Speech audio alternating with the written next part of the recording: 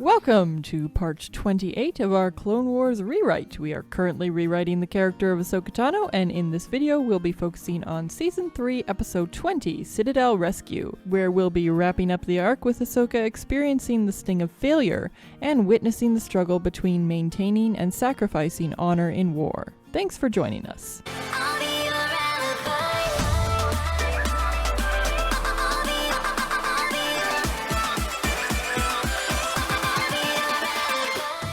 Hey everyone, just a heads up, if you want to watch the full version of this analysis, which was originally over an hour and 20 minutes long, you can find it over on our Patreon page. Link will be in the description. Over there we react to more of the episode, including addressing the problems therein, and presenting our own version of how we would have had things go. We also include our bloopers. So if any of that is of interest to you, be sure to check it out. And for now, let's get into it. Wally lally, we are ready to go. Okay, so when Master Peel is under attack by the Anubas, Ahsoka takes her sweet time in coming to his rescue. This unwarranted delay in a time where seconds counted leads to Ahsoka becoming one of the most important members of the team. A little too convenient. And then at the end of the arc, Plo Koon lies on her behalf, enabling her to escape any consequences for her misbehavior. Without honor, victory is hollow. I have a quote that is as impactful as the one we just read. So people who say they'll give 110% don't understand how percentages work. Carrying secret information vital to the Republic's war effort. They're never going to use it. It's not all that vital. They were pursued by the prison's evil commandant, Osei Sobek. Because it's not clear enough that he's evil, we have to spell it out. That he's evil. There you go. Because nuance, there's lots of it. Oh, what nuance? He's evil. What is that? Guys. What is nuance? During the escape, the ship was destroyed. I love how they don't even mention Echo's death. I was gonna say that. I was like, that they mentioned, oh no, their ship was destroyed. Echo? Who's Echo? The ship is of greater, importance than Echo. Literally. Cool. Yep. No wonder I didn't remember it. No hurry at all. Yeah, just moving at a snail's pace. Yup. What's our next move? We're gonna have to fight our way off this rock. I would change Ahsoka's tone, because we left her off in the last episode being kind of shaken up. I mean, I didn't think it was that bad.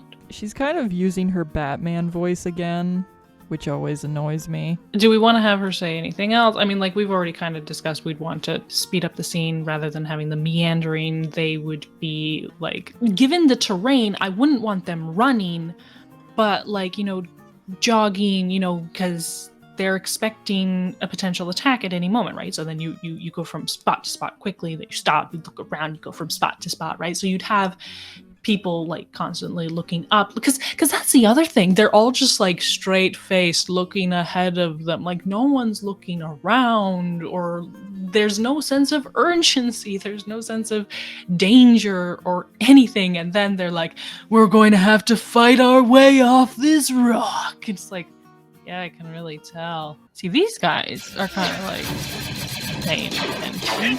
They're boxing us in! Again with We need the your droids to Captain hold- Obvious. They gotta give her something to say. She's literally aside from crawling through the vents and later essentially replacing Peel, she is completely useless in this entire arc. There's no reason for her to be here. Yo. Great character writing, yay! I need And to. none I of the just need to watch. Jedi think not even Anakin. Okay, Anakin, has look this at Ahsoka passive here. Expression on his face, none of them think to use the Force. Maybe. Obi-Wan and Anakin, I believe, both have someone on their back. So. And they're further down, so they have less time to react. But Ahsoka and Evan, hands-free, they are further back, so they see them sooner. They can react in time. And yeah, neither of them does anything. Wow. Okay. Yeah, that's great. But I think it's one of those things. They want people to die. Nameless people who nobody cares about. And even when they have a named person who people care about, they just like brush over. But it's like, yeah, they want people to die to be like, ooh, stakes, yeah, like, this is a serious situation, guys. But it's like, you can have that without making your good guys look like bad guys because they do nothing. Would we want to change it so that the clones don't fall? Or would we just want to have Ahsoka and Evan catch them? You could either have them catch them, or if you want to have that effect of having people die to make it more like, have it that they fall and hit Ahsoka and Evan, right? Because right now they're kind of falling over top of these guys. If you just move them over and have them like knock into, you know, Evan or Ahsoka, or like maybe they dodge like just in time, but the point is that's what they have to react to. And so they hear the snap or like use their Jedi senses, right? They quickly hug the wall and then they quickly turn around and try to catch them, but you know, maybe their ropes are swinging wildly and they can't. So you have something that prevents them from using their abilities effectively in the very brief amount of time that they have. Bring out the Anubas! Use them for tracking only! So does that mean the Anubas weren't supposed to attack?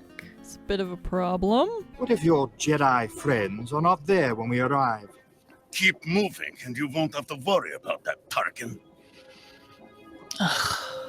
The thing that's weird is that, like, on the one hand, Master Peel is like, Tarkin's a good guy, I can trust him, that's, you know, why I gave him half the intel. And on the other hand, he doesn't seem to like Tarkin at all in that moment. Yeah, that's a good point, actually. So it's like, I would think that the relationship between them should be not necessarily close, because Peel definitely comes off as one of those Jedi who wouldn't have close attachments. It just comes off as too snappy, I think. Yeah, I think it's more so the tone.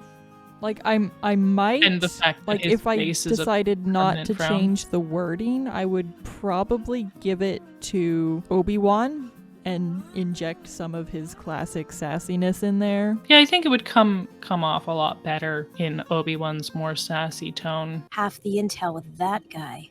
It's like he's not even grateful we rescued him. Captain Tarkin feels the Jedi should be relieved from the burden of leading the war effort. That's ridiculous. Maybe. But we aren't soldiers. We're peacekeepers. The Jedi Code often prevents us from going far enough to achieve victory. A rather simple point of view. Either way, he is a good captain. Anakin's dialogue makes no sense now that I'm thinking about it. Because, like, Ahsoka's like, well, why did Master Peel, like, share half the intel with that guy? And Anakin's like, Tarkin thinks that the Jedi should be relieved of the war effort.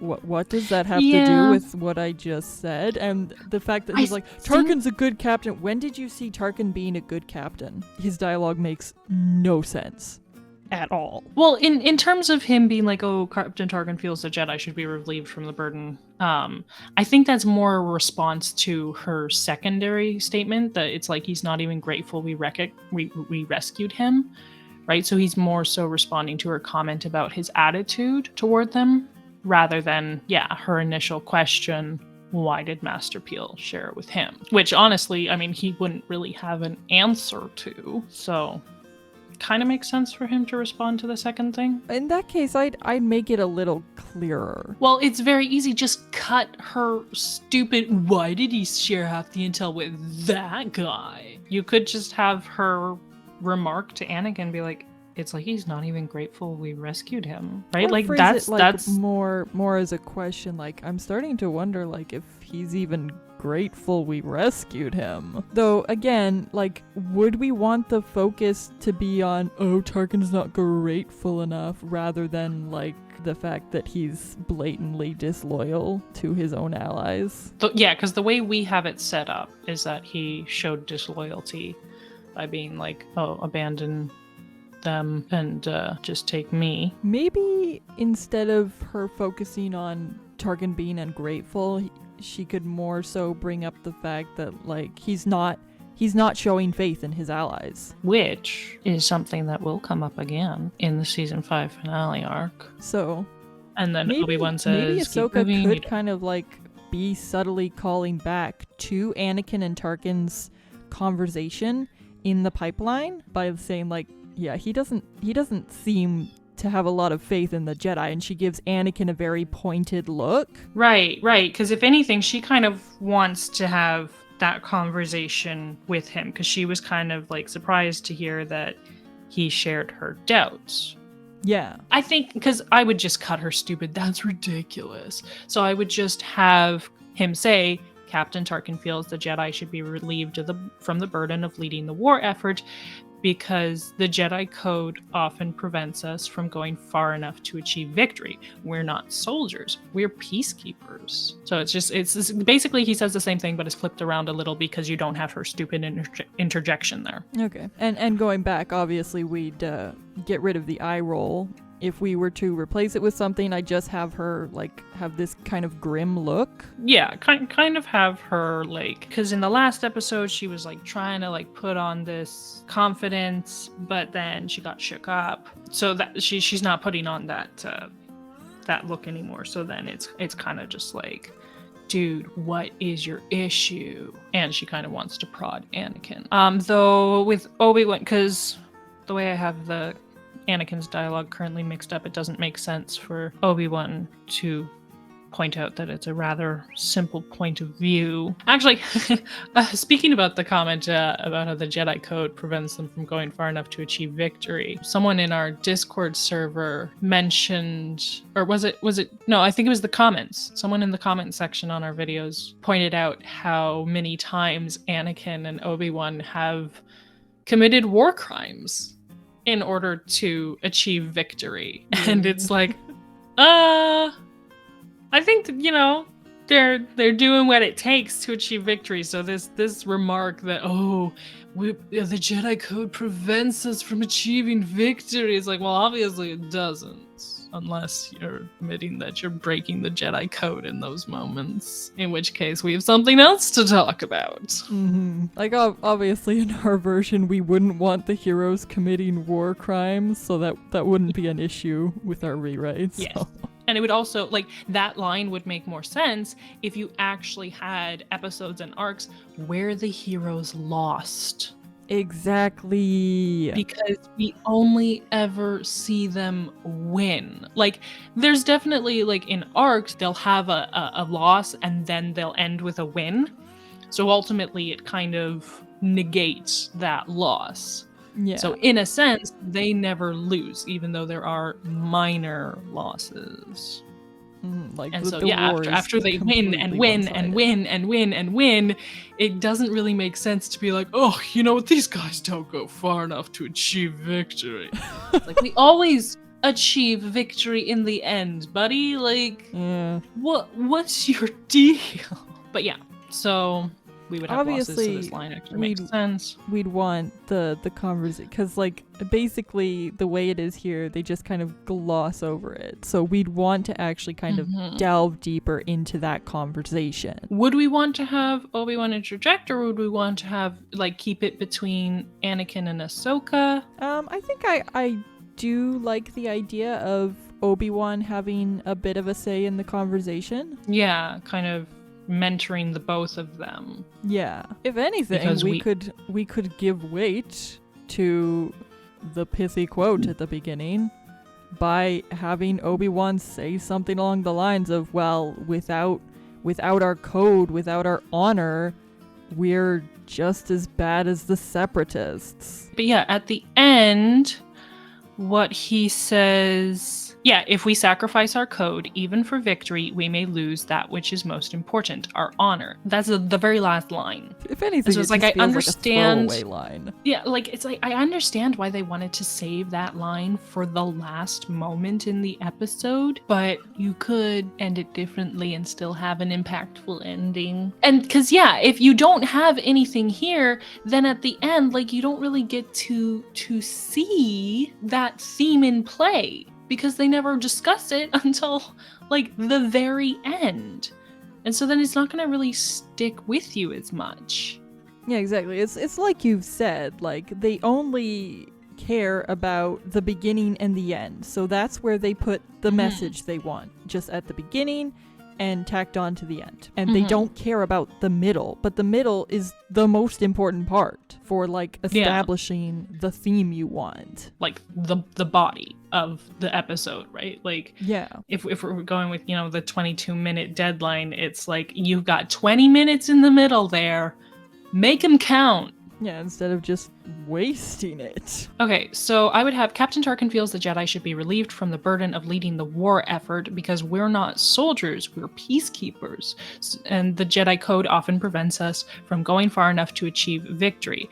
And then I would have, that line from Obi-Wan, but if we sacrifice our code, even for victory, we may lose that which is most important, our honor. And do we want to have more after that? Because basically what they currently have is that Anakin just ends the conversation with, either way, he's a good captain.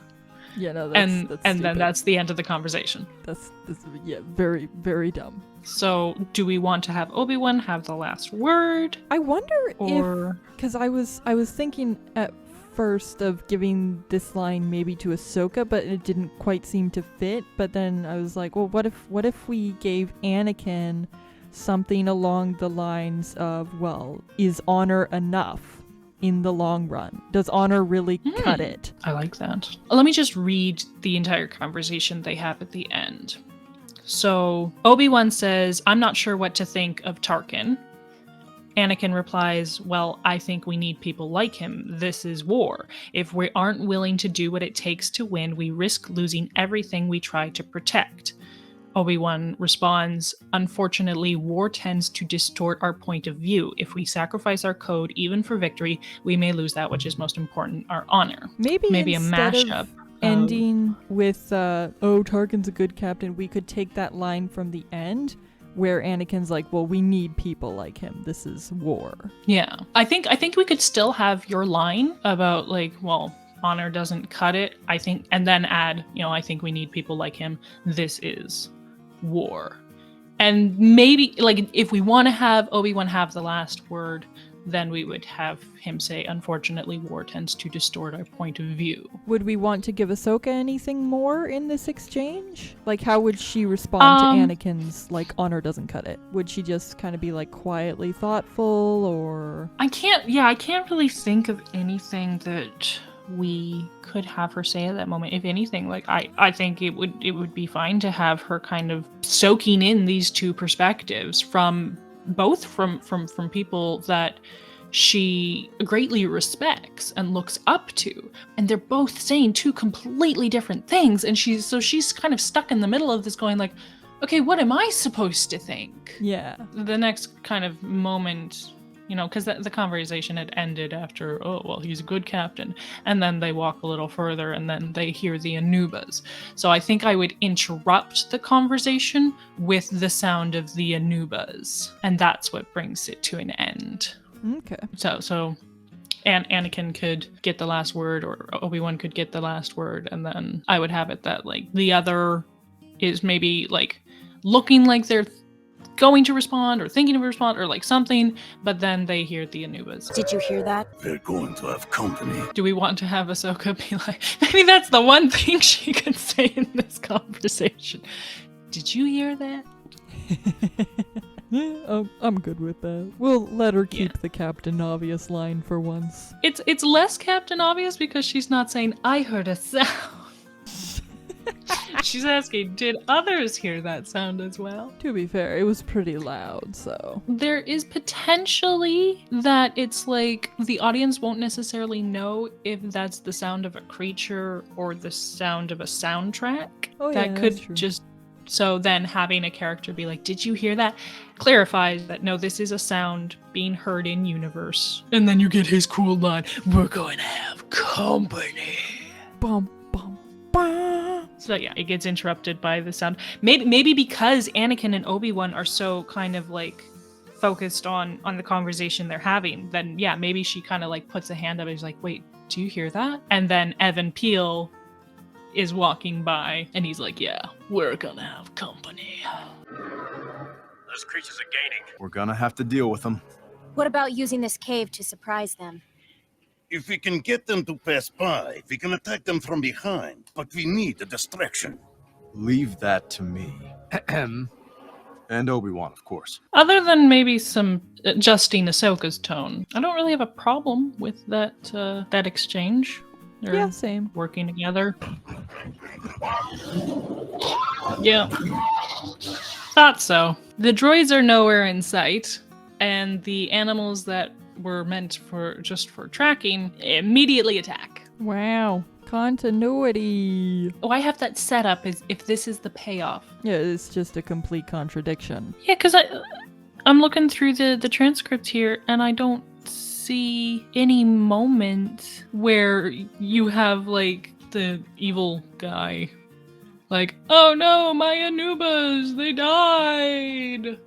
Right, like, so that line is completely pointless. I think, like, my guess at his reasoning behind having the Anubas solely for tracking was that he didn't want to risk killing Peel and Tarkin, who have the information that he wants. That makes sense. I would maybe clarify that then. He says, yeah, bring out the Anubas, use them for tracking only. I want those Jedi alive. Or, like, I want those prisoners alive. Or I need those prisoners alive. Just quick kind of clarification is why he cares about only using the Anubas for tracking. Yeah, so if anything, like, the whole reason for why Peel died is utterly stupid and contradictory. Mm-hmm. And they only did it because they wanted Ahsoka to be more special. So dumb. Oh, there's the droids way behind them. This is the other thing here. It's like, I thought the plan, yeah, if we can get them to pass by, we can attack them from behind. So they send Anakin and Obi-Wan on ahead so that they keep following them. But then they're like so far behind. Because when we saw the Anubas pass by the caves there, the droids were like right beside them. So they both passed at the same time. But then somehow the droids fall like super behind by the time the Anubas catch up to Anakin and Obi-Wan. And these guys didn't spring the ambush. They should be Anakin and Obi-Wan right now if they went out immediately to attack the Anubas from behind. It's forced failure. Hooray. Keep going. Ahsoka and I will take care of the droids.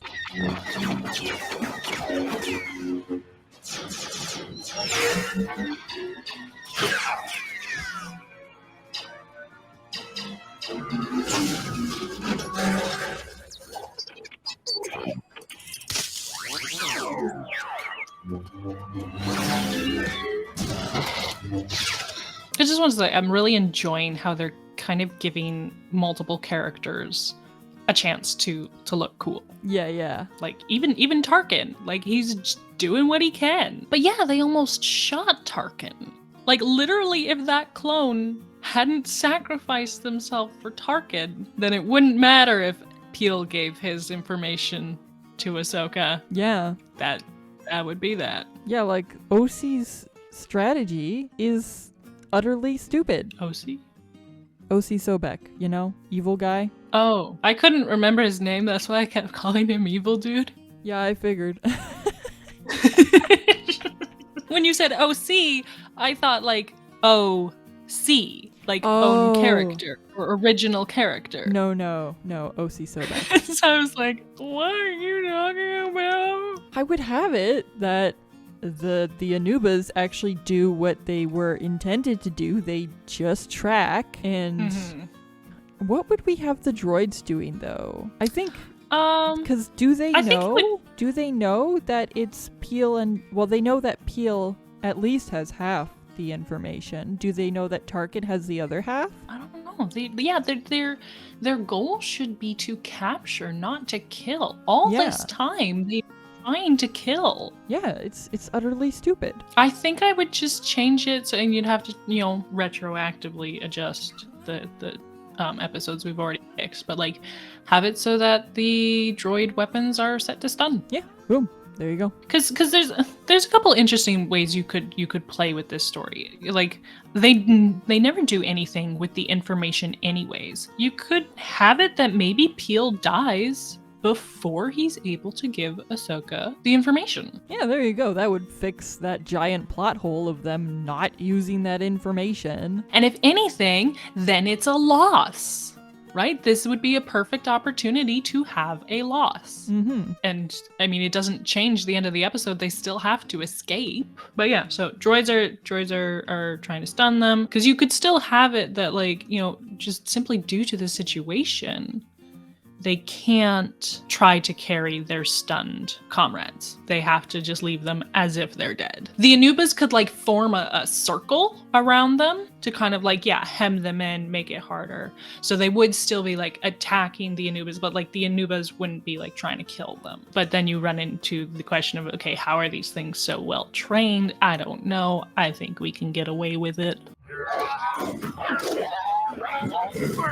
So I think, obviously, because they're trying to keep them alive, it would have to be an accident, and it'd have to be fast, so that we don't have the opportunity for him to pass on the information. Thus far, we haven't seen any other life forms on this planet. I'm sure you could come up with some sort of creature that exists, that is wild, that could maybe attack.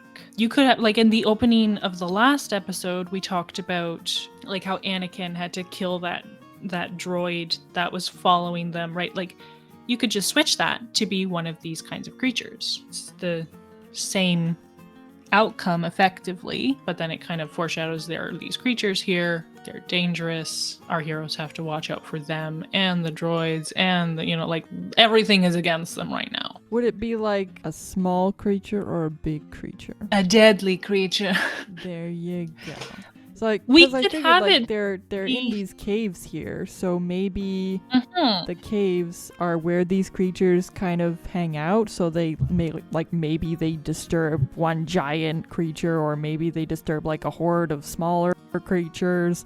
I don't know. I'm thinking a horde of smaller creatures, and maybe that is what delays these guys from springing the ambush. So they're about to like come out, and so instead of having those because those crab walkers come, but instead of having the crab walkers, we could have these creatures. And that's what delays them. But Peel's like, okay, we'll take care of these things. You guys got to go spring that ambush. So like, go. But then Peel gets overwhelmed and dies. Alternatively, we could have Peel like sacrifice himself for Ahsoka. Though the issue with that being that, would he be the type of Jedi to do that knowing that he has that crucial information? And so he has to survive. True. If at all possible. If anything, I find it a little strange that he's like, no, I don't take care of this, I mean, you never know you're going to die. Like, I think you can let this slide because it's not like he's expecting this to be his death. But yeah, if you have him sacrifice himself for Ahsoka, then it's kind of like, okay, shouldn't he have kept himself alive? Maybe we have it that the creatures have like some sort of like stinger or something. And so then he doesn't die immediately while he's fighting them, but like you see him get jabbed a bunch of times, and Ahsoka's like, oh no, I gotta help him, but she's gotta like finish what the ones that are on her first. And so then like he does manage to kill the ones that are on him, but then she gets there just in time to catch him. But like he can't even talk. The poison or whatever it is just overwhelming his system. He's so small, it works fast. But like my point is that you don't have this thing where she's still gotta like fight off a whole bunch of them. Like that's kind of where it ends. Like they both finish at the same time basically, but there was more on him, like because she's struggling with less and he's struggling with more, right? So you still have that power scaling in effect. Maybe we have one or two of them land a sting on her, Yeah. but like he gets dozens of stings. Like maybe we have it that like her arm is paralyzed for like the rest of this or something. But with him, he's only got one lightsaber. She's got two, right? So even though her one arm becomes weaker, she's able to finish the fight. But with him, like maybe it's his lightsaber arm that gets stung and he drops his lightsaber and then gets a whole bunch of stings, but pulls his lightsaber back, kills them, and then falls over. I do like the idea of like Ahsoka catching him just as he's falling. Yeah, I think that would be kind of nice. And that like he's still alive and he kind of like looks at her and like maybe like mouths "May the Force be with you" or something like that. If we don't want him talking, like I'd have him try to say something, try to mouth something, but then like just the light goes out of his eyes and he goes limp. He dies. Okay, I like that. He died honorably. What about the information? I have it. He told me just before he died. I like that scene. Yeah, I do. But obviously ours would be when Anakin asks about the or like I'd have him ask about it and she just looks at him and shakes her head. And then would we have Tarkin maybe say like, "So we failed"? Yeah, you could have we could have Tarkin say that, and then Obi-Wan is kind of like, "This doesn't change our objective. We still have to get out of here." Yeah. And then because I kind of dislike what they do here. Like I like the funeral scene, but I don't like how they have Obi-Wan lampshade it. So I would have it that Obi-Wan, like Tarkin's like, "So we failed." Obi-Wan's like, "Okay, yeah, but like we still gotta get out of here." And then Ahsoka's like, "But what about Master Peel?" And then Obi-Wan's line here, I would have it first, and then we switch to this scene. But yeah, he'd have this line here. We don't have much time. Let's take this moment to honor him. Then we must move on. I feel like that would have worked much better at the tail end of the last scene rather than kind of lampshading this scene here. Like after they've already taken all this time to like wrap him and find this like waterfall spot, like river spot, whatever. Like yeah, that's good. So just an additional note. After Anakin asks Ahsoka like what happened to the information, she kind of shakes her head. Maybe then he notices her injured arm, and he kind of kneels down quickly and he's like, "Hey, are you okay?" How would we have her respond? Would we have her brush it off? Maybe she says like, "I can't move it anymore," and he's like, "Don't worry. We're gonna get you out of here." Cause she's kind of like, "I can't move my arm. Am I gonna be able to like get out of here?" And so, but like he cuts her off and is like, "We're gonna get you out of here." And then have Tarkin say, "So we failed our mission." Yeah, no, the line he would have wanted us to complete our mission no longer makes sense because they've already failed it. And then I think this scene here would work nicely with no dialogue at all. You just cut to the establishing shot and then to this here.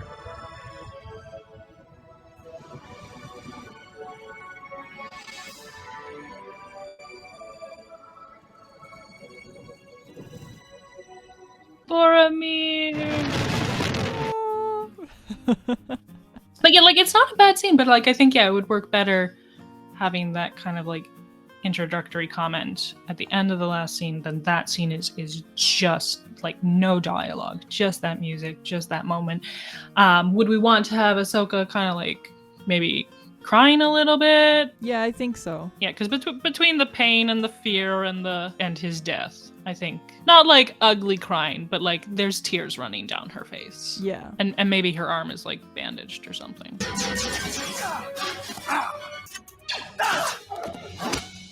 Huh. Captain! If I can't have the information, it will die with you!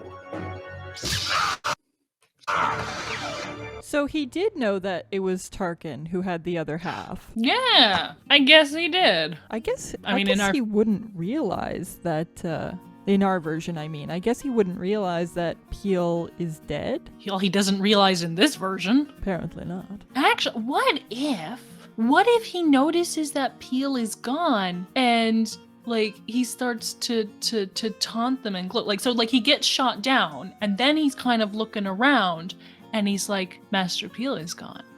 You've lost. So in the original script, the head of the Citadel, he gets shot off his flying bike thing, and then he starts pleading for his life. He's like, oh, you know, I'm unarmed, don't kill me. But Tarkin just walks up and shoots him. Apparently George pointed out that it wouldn't work because the Jedi witness it, and it makes them look foolish if they don't have a problem with it, because this should be kind of a red flag that, you know, people like him are in charge of the military. I mean, we're just gonna ignore all the other blatant red flags they just completely close their eyes to. No, this was one step too far. But yeah, so then he's like, oh, I got an idea, and he put Ahsoka, like he is as in Filoni. Filoni made an adjustment that put Ahsoka as Tarkin's hero. Would we go back to the original version and just have Tarkin shoot him? Maybe it would be a moment to kind of like show that Tarkin maybe did care a little bit about Peel, but then maybe that's like, because that would maybe add a little nuance to his character. Like, oh yeah, I like that. He is like very strategy and pragmatic and stuff like that, but because it could kind of be read two ways. Like it could kind of be like him being like pissed off that Sobek is mocking the fact that Peel is dead, but it could also be just pissed off that Sobek is mocking the fact that they failed their mission. So it doesn't really damage his character because it can kind of be read two ways, and maybe it means both things. Maybe have Obi-Wan and Ahsoka kind of looking shocked afterward, but yeah, Anakin's the only one who's kind of like, hey, good for him. Yeah, Obi-Wan and Ahsoka look taken aback, and Anakin just looks like grim. He's kind of thinking to himself, yeah, we've done the same thing. And then to kind of like maybe smooth over, because like the issue with the original version that Filoni was talking about is that he was pleading for his life, right? And then you have Tarkin just cold-blooded kill him. But in this version, with him just, yeah, mocking and taunting and stuff like that, it makes it a little different. But maybe we could still throw in a line like Tarkin turns around and sees, you know, how Obi-Wan's looking at him. I don't think he'd care about Ahsoka, but like, you know, see how Obi-Wan's looking at him, and just kind of comments like, you know, he was the enemy commander. Like would we want he's just kind of like to say like he was unarmed, to like kind of push back? Yeah, that would make sense. I mean, the other option is we could just have it that maybe there's like a rifle close by, and so then Tarkin's like, well, he, you know, could have armed himself, right? Like I was just being, you know, preemptive. And so like basically Tarkin has a way to justify it, but obviously, you know, Obi-Wan's thinking to himself like, I could have force pushed the gun away, bro. Like it would have made more sense to and be more within our code to take him alive, bring him to justice. Like he doesn't say that. So again, you have this moment where it's like, yeah, his act, like Tarkin is justifying his actions in such a way that you could be like, well, dude's got a point, but you can also, like, Obi-Wan has this expression like, dude, your excuses aren't cutting it for me. Thanks, Padawan Tenno. I see you've trained her well. It's funny because she was complaining about him being ungrateful before, and now he straight up thanks her, and that doesn't change her opinion of him, I guess. So it kind of goes to show that she has other problems with him other than his alleged ingratitude, namely that he disagrees with her. Sorry, I just thought I'd spell it out. I guess Anakin kind of makes sense, but Obi-Wan has nothing to say about what Ahsoka just did, and Tarkin like congratulating Anakin for training her well, and Obi-Wan's just like, where's the rescue ship? Yeah, because like when Anakin stabbed Tal Merrick in the back, Obi-Wan's like, oh, Anakin. And then Ahsoka does the same thing. And he's like, yeah, no, this is fine. What the hell? And Anakin's was just as justified. Exactly. But again, the narrative shames Anakin, frowns at Anakin, and doesn't bat an eye when Ahsoka does the exact same thing. If you cannot see the favoritism there, the very obvious, like, narrative favoritism, you got your eyes closed. One comparison that I really appreciated that was brought up recently by a commenter was a comparison of Ahsoka in Storm over Ryloth to Admiral Constantine from Rebels, the guy who disobeys Thrawn's orders in order to get some glory and ends up like I think his entire ship just ends up completely destroyed. Everyone on it dies. And it's very similar, almost identical to what Ahsoka's actions caused in Storm over Ryloth for the same reasons, pretty much. But nope, like Filoni has this clear double standard for her across all his works. We haven't watched that far in Rebels yet, so I'm not familiar with the scene you're just describing, but that's just one of many more examples of double standards and favoritism toward Ahsoka. Yeah. The Marisu. The Marisu. All right, okay, so do we want to just have that conversation between Obi-Wan and Tarkin where Tarkin's like justifying what he did? Like, I kind of want it to just kind of end on this awkward note, this like silence, and then like, yeah, there's this brief kind of like, everything's settled now, wait, something's missing, and then maybe have Anakin comment, the rescue ship should be here by now. Yep, sounds good. Oh, one thing I forgot to talk about because I wanted to see more before we kind of maybe adjusted it, but because they have to crawl across those rope wires. Because I think I mentioned in the reaction series, like, why don't the Jedi just force lift them over? Yeah, like, that would just be, it would be a much lot faster. And then the thing is, they end up getting kind of attacked in the middle. So then, like, that would create a problem because then the Jedi would have to be dealing with the droids, and then some people would be still left on the other side unless we like had them all nicely over first. So you could have it that some people kind of get left on the other side, and then in that tense moment, that like or awkward moment after Tarkin and Obi-Wan's conversation, maybe you kind of show the camera pan as Anakin or Obi-Wan force lifts the last couple guys over or something like that. Because the thing with the rope wires, if we left it the same, is Ahsoka, because one of her arms is paralyzed. So then it's like, well, how does she get over? And it's like, well, if you just have Anakin like force lift her over or something, then it did kind of highlights, wait, why didn't they do that for everybody? So the part of me is like, well, maybe we show the Jedi kind of being like Legolas, and they walk across the wires rather than crawling across. So the clones, Tarkin, all that, they pull themselves across. But then we see Anakin and Ahsoka, or Obi-Wan and Ahsoka, tightrope walking across the wires. Maybe Ahsoka kind of loses her balance because she's only got one arm, but then Anakin like steadies her with the Force, and then they finish going across. Oh, ideals. All right, moving on. Of Master Peel's loss, we are sorry to hear. I was instructed by Chancellor Palpatine to bring the intel directly to him for debriefing. I promised Master Peel I would deliver it only to the Council. Personally meet with the Chancellor, I will. Decide what is best to do, we shall. Like, I think it would make sense that Yoda's first comment is in regard to Master Peel's loss. Yeah.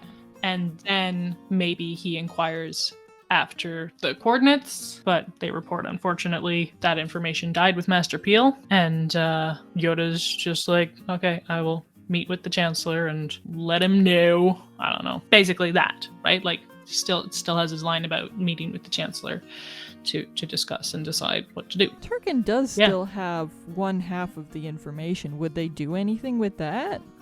Or would it just... Well, I guess it's kind of implied to be useless. I mean, I don't think we would necessarily need to spell out whether he keeps it to himself or whether he tells someone off screen. Like, I don't Yeah. think we really need to spell out what happens with his half of the information because we're not going to do anything more with it. It's useless. Since she's injured, because like and there was also, we had that conversation at the beginning of our version. Like she confides in him that she's nervous about going on the mission. So then maybe he kind of leads her away to get her arm seen by the healers and debrief her, but in like a friendly sense. I think it would make sense for him to be like filling that role of kind of following up with her after, the mission that she was really worried about, like, has been completed and completed as a failure. Would we want her to feel like, oh darn, if only I'd been better, then I could have helped Peel and, the mission would have succeeded? Like, do we want herself beating herself up over something she doesn't really have control over? Yeah, I do kind of like the idea of her blaming herself a little bit for Peel's death. And then, it kind of gets interrupted by this exchange here. I'm not sure what to think of your new ally. Well, I think we need people like him. This is a war. If we aren't willing to do what it takes to win, we risk losing everything we try to protect. Unfortunately, war tends to distort our point of view. If we sacrifice our code, even for victory, we may lose that which is most important. Our honor. So since we ended up moving pieces of that conversation up, we'd have to rework it. What? We can't just have them say the exact same thing again? No, preferably not. I think I'd want to change Obi-Wan, like, oh, I'm not sure what to think of your new ally. It's like, hasn't he been our ally the whole war? Oh yeah, good point. Like, just because we've met him doesn't make him a new ally. No. The entire war revolves only around Anakin, Ahsoka, and Obi-Wan. My bad. You could just have him say, I'm not sure what to think of him. Or we could pull from Ahsoka and he could be like, that guy. No. Yeah, so I'm not sure what to think of him. Something like that. And then Anakin could be like, well, I think we need people like him. Do we want to throw in his line from earlier, which we cut about him being a good captain? He's a good captain. Or did we use that? I forget. No, I don't think we did. We did move up the I think we need people like him line. But we didn't use if we aren't willing to do what it takes to win, we risk losing everything we try to protect. Maybe we could basically use like the same line there, but just like throw the words Tarkin understands in front of that sentence. Because like we had it that like there was kind of a standoff between Tarkin and Obi-Wan at the end there after he killed Sobek. So there's this implication that Obi-Wan's kind of referring to that moment. Yeah. And so then I think, it would make sense and we to have Anakin just respond, he understands if we aren't willing to do what it takes to win, we risk losing everything we try to protect. Don't we need more of that? Maybe we just have Obi-Wan kind of be like, it seems you still have a lot to learn. We could still use the war distorts our point of view line. I think so. Like I kind of tried to work it in earlier, but it wasn't quite fitting. So if we cut it from earlier, we could put it here instead. So yeah. He could say, unfortunately, war tends to distort our point of view. Or he could say, because he says we risk losing everything we try to protect. And so Obi-Wan could kind of respond like... Maybe he could say, like, when you sacrifice morals, you're often prone to lose what you were protecting anyway. And then it could be a bit of foreshadowing. That's good. I like that. Okay, we'll go with that. Okay, so before Anakin and Obi-Wan and Tarkin talk, I was suggesting that Plo Koon kind of be like debriefing Ahsoka, asking her like what happened, things like that, right? Like, and it didn't really, I don't know, it felt kind of forced. It's what I wanted, but like it didn't fit there. So then I was thinking, if we just kind of make that bit shorter, like he's just kind of like leading her away, like let's get you to the healers or whatever, right? And then it goes to Obi-Wan and Anakin and such. And then after their thing there, then we cut to the medical bay or whatever, the Jedi healing center place thing, because like he walks away with her, and then I wouldn't want to cut to the medical bay right away and she's instantly wrapped up and she's already told him the whole story, right? Like I want to imply a passage of time. So I think a good way to do that would be he walks away with her, and then they have this back and forth between Tarkin, Anakin, and Obi-Wan, and then we have her in the medical bay with Plo Koon. Right, okay. So I mean, like it is nice having that ending between Anakin and Obi-Wan, but then it makes the scene between Plo Koon and Ahsoka more awkward. And because the next 2 episodes are very Ahsoka centric, then it kind of makes sense to kind of end with her, and then we move forward into the next arc with her right away, right? Like it's not like there's episodes in between this. So then Ahsoka is confiding in Plo that she feels kind of guilty over Peel's death, and like Plo would comfort her, basically being like, well, there was nothing you could have done. Then she's like, well, I realize that, but I still wish that the circumstance had been different so that I could have helped. And you were kind of suggesting that because it's like it's normal for people who kind of like witness someone dying and going, well, what if this and what if that, like, right? So she realizes that it's not her fault, but she still has a bit of that like survivor's guilt. Yeah. So that was Season 3, Episode 20, Citadel Rescue. We had Ahsoka experience the sting of failure and witness the struggle between maintaining and sacrificing honor in war. If you enjoyed, be sure to drop a like, share with your friends, and consider subscribing so you don't miss any future installments. As always, comment below letting us know what you think of our rewrites and what you would do differently. We'd appreciate any support you are willing and able to offer via Super Thanks or on Patreon, where we have plenty of exclusive content waiting for you. Next up, we'll be tackling Season 3, Episode 21, Padawan Lost, so be sure to join us for that.